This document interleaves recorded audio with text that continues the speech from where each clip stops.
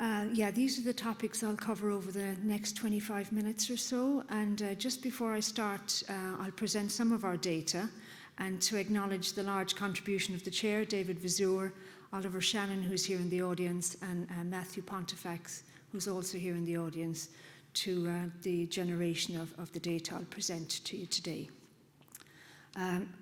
For the physiological mechanisms of action, I'll have quite a focus on cerebrovascular function, and at the end of the talk I'll just select out some of our recent data around the fish component of the Mediterranean diet.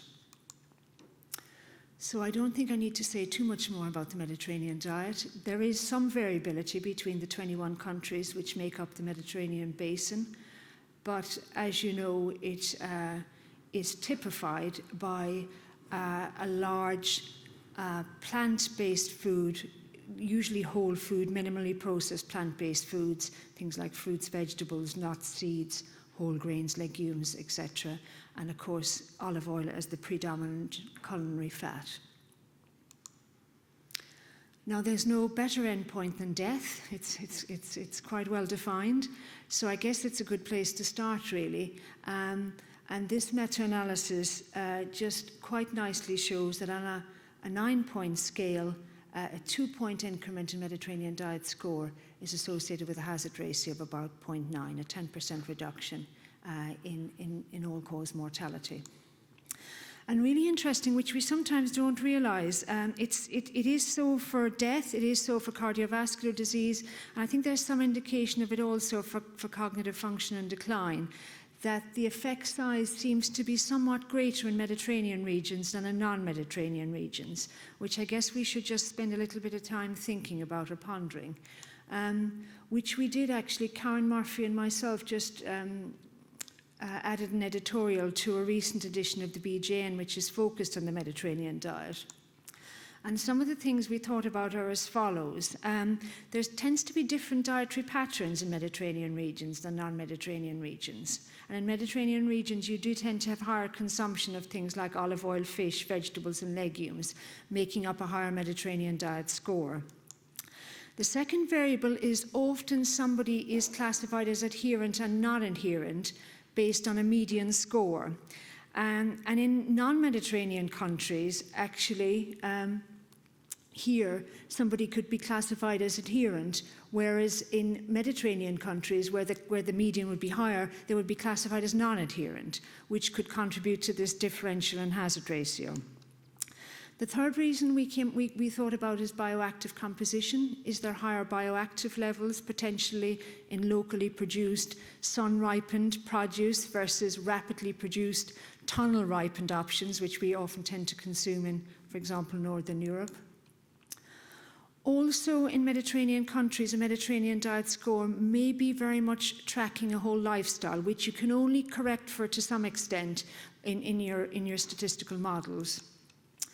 And the final reason is that in non-Mediterranean countries, a Mediterranean diet score doesn't fully capture a healthful diet. Now, coming on to the relative effect of a Mediterranean diet on different health outcomes, I'll just refer to this very nice umbrella meta-analysis, which was published in 2018. And it shows when you look at cognition as an outcome, actually the effect size is relatively larger than something like cardiovascular disease. So the effects on cognition do seem to be quite striking. And I think it was Suzanne, or maybe it was Nicole, who referred to the Lancet Commission report, the recent one which was published. This was the first Lancet Commission report. And of course, absolutely right, of the 12 modifiable risk factors which have been identified, diet doesn't feature. But the first Lancet Commission report, even though it didn't identify diet as one of the 12 factors, it did very much recognize the accumulating evidence for the benefit of a Mediterranean diet on cognitive function and decline. Now, most of predominantly, the evidence, at least the prospective cohort evidence, has been done in Mediterranean regions. And there is somewhat of a question mark of, how does this translate into non-Mediterranean regions where you have different eating behavior and you have a different food supply. So with that in mind, we've embarked on a number of epidemiological analyses and also an RCT over the last 5 years or so, and I'll present that to you now. So the first bit of analysis, which was part of the MEDEX study, we used the EPIC cohort, and we took 8,000 individuals who were followed up for 15 years. We derived 3 different Mediterranean diet scores, the MEDAS score, the MEDAS continuous, and the pyramid scoring system. And we found that Mediterranean diet adherence in the UK population was indeed quite strikingly associated with global cognition, verbal episodic memory, and perspective memory. And actually, when you kind of break down the effect size and equivalate it to age, we found that even a 1-point increase in the score was equivalent to anywhere between a half year to almost 2 years in biological aging, depending on which scoring system you use, which was relatively impressive, I thought. The recent analysis, which is again led by Oliver, was done on the UK Biobank and involved about 60,000 participants, 882 cases, and again used 2 scoring systems, either the MEDAS continuous or the pyramid score, and we found a 23% reduction in incident dementia when we used the MEDAS continuous score, and a borderline significant 14% reduction when we use the pyramid scoring system. If you want to see more details of that particular analysis, Oliver has a very nice poster in the foyer. Now, what about other outcome measures? And I've been quite impressed by the prospective cohort studies or the cross-sectional cohort studies, which have looked at neuropathology as an outcome. And when you look at things like brain volumes, there's been a number of analyses which has shown a positive effect of Mediterranean diet intake and brain volumes. Also, when you look at amyloid deposition, glucose metabolism, which has been defined by FDG PET. Also, there has been some nice evidence of positive and striking associations. And also, when you look at biomarker levels in the CSF, there's been positive associations between biomarker profiles and Mediterranean diet adherence. And I really like the findings of this last study here, which looked at the association between neuropathology and brain atrophy. And it was found that Mediterranean diet adherence actually broke that connection, so people could have a significant pathology, but it was not translated into atrophy depending on your Mediterranean diet adherence. What about the RCTs?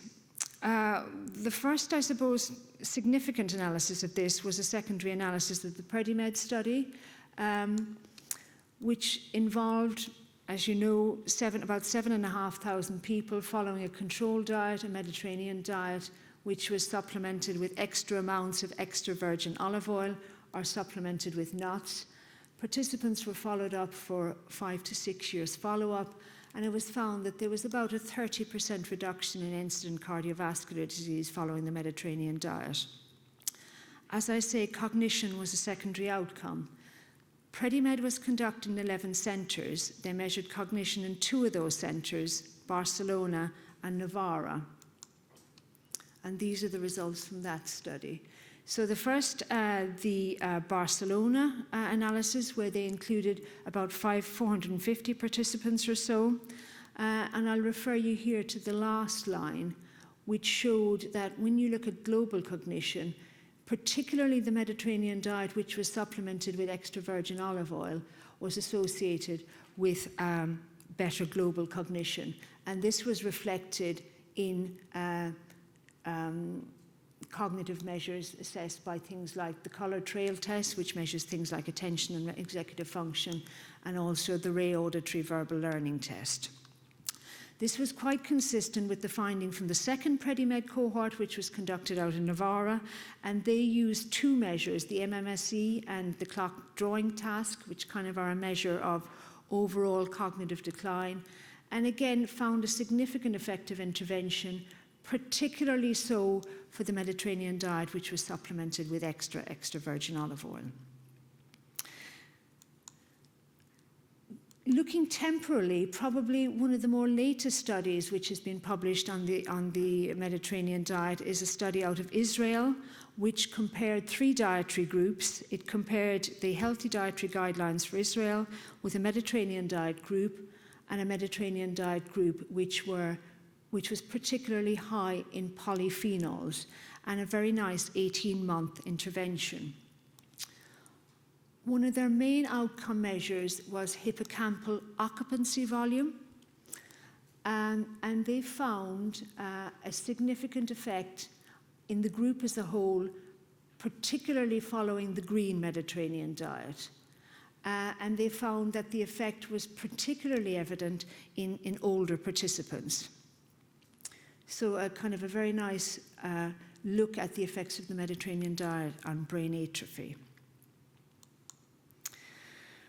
We have been part or lead on a couple of UK-based studies. This one I'll present data to you on because we're just at the stage of preparing for publication. This is another trial we're part of, where a Mediterranean diet is a component part of a 7-component multi-domain intervention involving about just over 700 participants, and a 2-year intervention, and we're just halfway through that at the moment. But the MEDEX study we've just finished, and we've just done a significant amount of data analysis. So the MEDEX study was actually a feasibility and pilot study where we wanted to see, can we get a UK population to adopt a Mediterranean diet, and can we get them to effectively adopt a Mediterranean diet? And we had cognition as a secondary outcome, and we weren't actually powered to look at cognition, but we wanted to see if we could get some kind of a biological signature. So this is what our study looked like. It was feasibility, 108 participants. People were at above average risk of cardiovascular disease with a 10-year risk of having a cardiovascular event in the next 10 years. And people had a MEDAS score of less than 9 out of 14, and they were reasonably physically inactive. We had 3 groups: control, Mediterranean diet group plus physical activity. And the intervention was delivered by 4 mechanisms. Folks had individual goals. They participated in 4 group sessions. We actually delivered food to them over the course of the 6 months, and also an online platform. And the targets were that folks would increase their Mediterranean diet score by at least 3 on a 14-point scale, and people would increase their physical activity to greater than 150 minutes per week. What did the data look like? Well, we were very impressed with the change in Mediterranean diet adherence that folks managed to achieve. So these are the starting values in the 3 groups, an average score between 6 and 7. And over the course of the 6-month intervention, the 2 Mediterranean diet groups managed to increase their score by 4 or above. And actually, we then withdrew the intervention, and at 1 year, people had still increased their score by 3 above baseline, which we're very pleased about, which kind of suggests that this kind of really supported intervention early on can result in long-term behavior change. As I say, cognition was a secondary intervention, and we thought really underpowered, but we were really pleased to see a very nice effect on global cognition of our intervention, particularly evident in the combined Mediterranean diet plus physical activity group. This was measured by the neurocognitive test battery, which includes processing speed, executive function, and memory. And when you look at those 3 domains separately, we didn't see any effects of intervention on processing speed.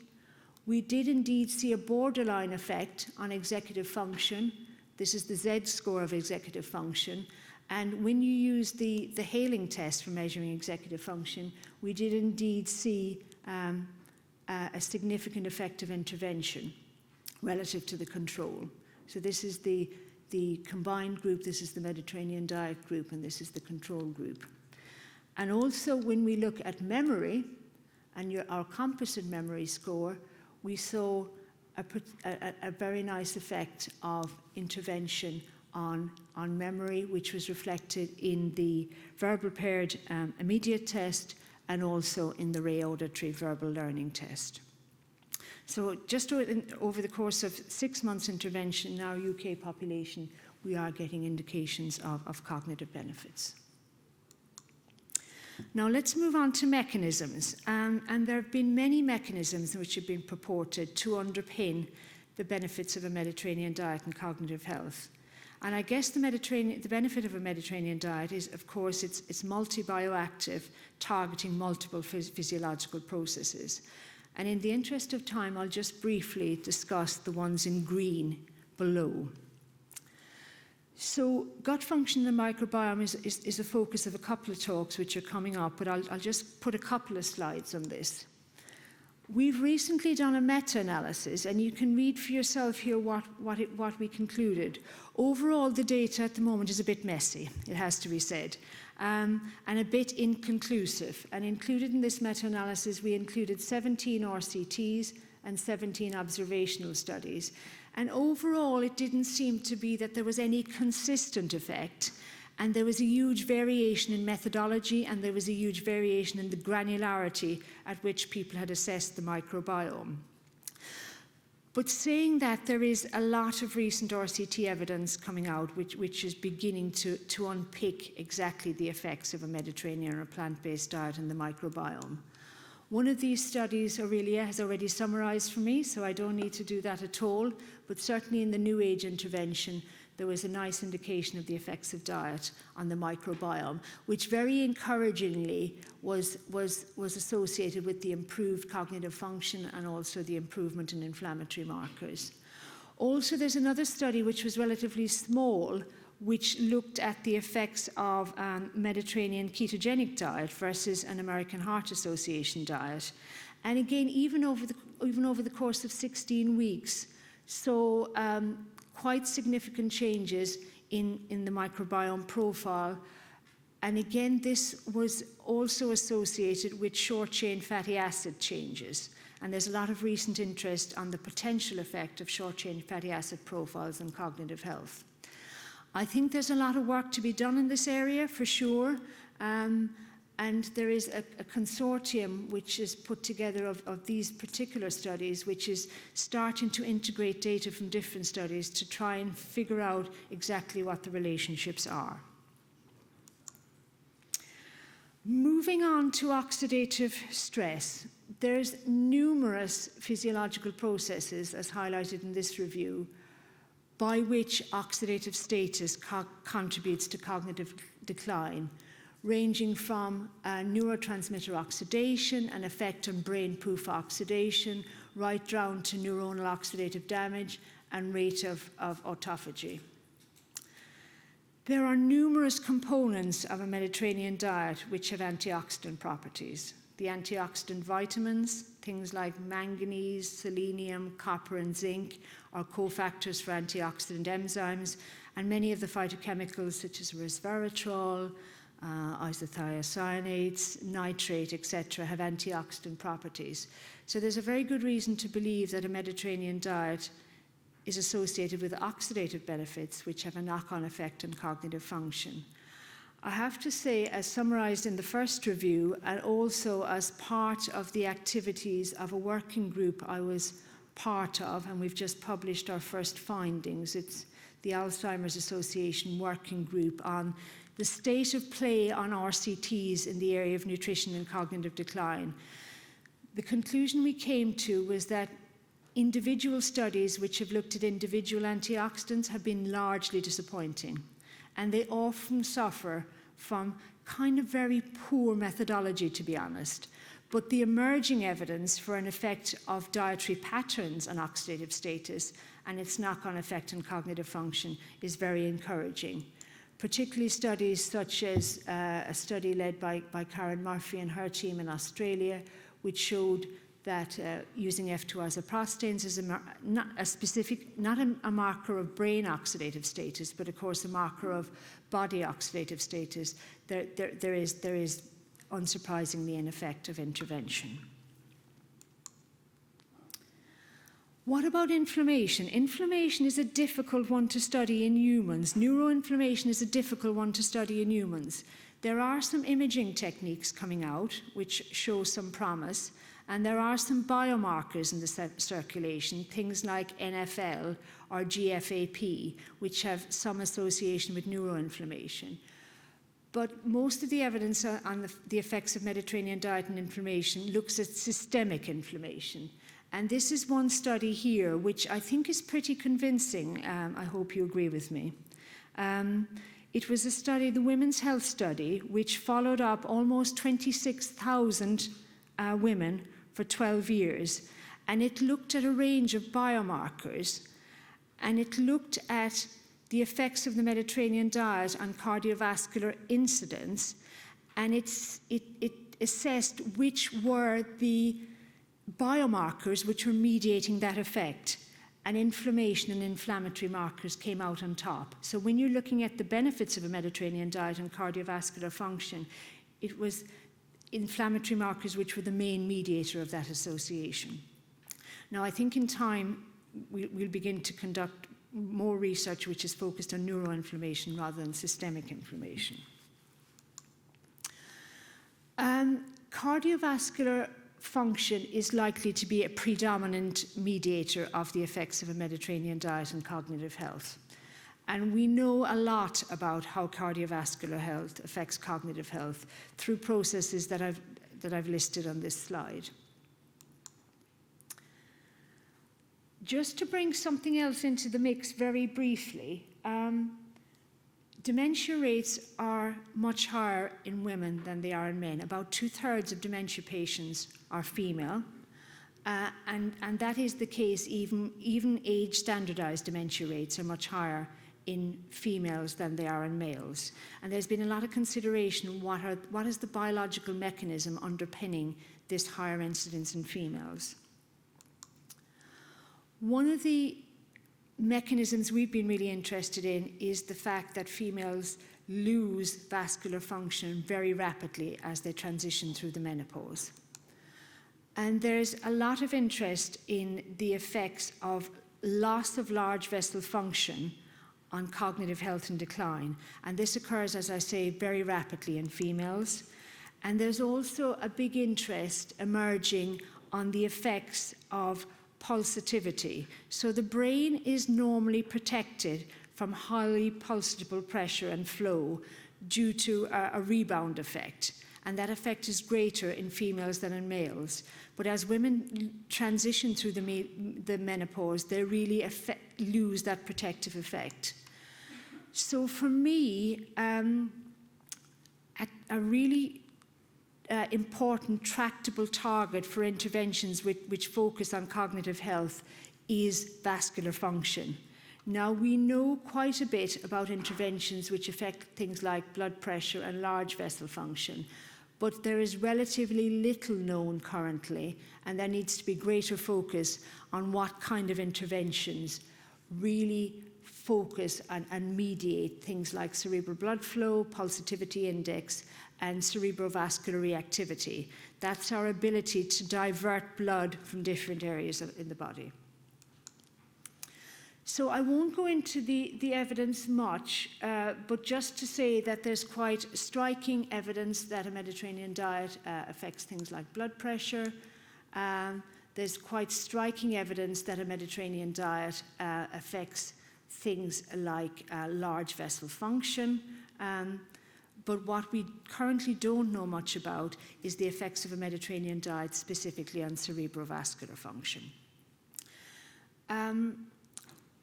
I won't, and much of that effect seems to be mediated through nitric oxide.